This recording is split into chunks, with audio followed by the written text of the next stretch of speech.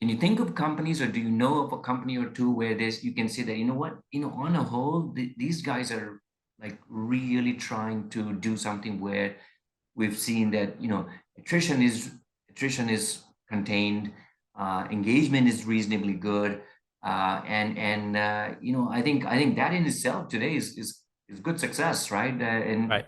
and so anything that comes to you, I mean, any company or any organization where you feel that, I think I was really impressed by these one or two companies. Yeah, I can think of a couple. One is Zurich Insurance. This is a venerable old insurance company, right, over like 100 years old, and but they recently, said, okay, it's time for us to refresh our purpose and values.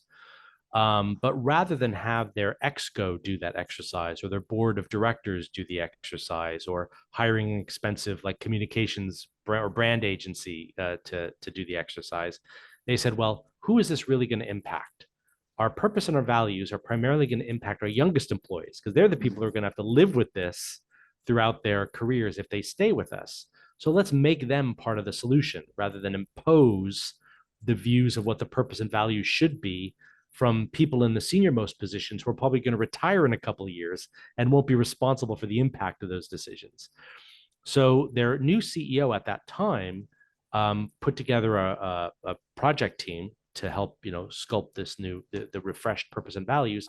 And he said everyone in that group should be employees under the age of 30 Hmm. because again they will be the people who most will have to live with the implications of these decisions.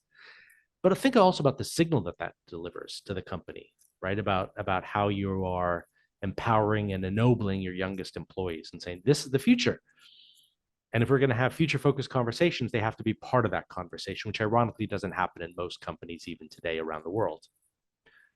So I think that's one, and that was a hugely important And so signal. what And this group does, I mean, just to quickly, one more question, like, okay, so it is unique to have a younger workforce to be deliberately kind of called into the mainstream to say, hey, I want to hear you. But what role would they be playing? Are they involved in client decisions or in policy making, or just curious, like how are the company planning to use or to listen to them? well, in this case, they were responsible for creating the drafts of the new purpose and values of the company. And that was the extent of their involvement. However, of course, there are implications of those decisions. Once you have a new purpose and values, that inevitably informs and colors your strategy, the types of clients you pursue, the type of work you pursue, etc. So it does have a knock-on effect that impact kind of everything else. Um, so it is, so the impact of that work will be profound for sure, even if Sure. that group isn't directly responsible for doing all those different things. And you were going to talk about someone else or another one. So Yep. yeah.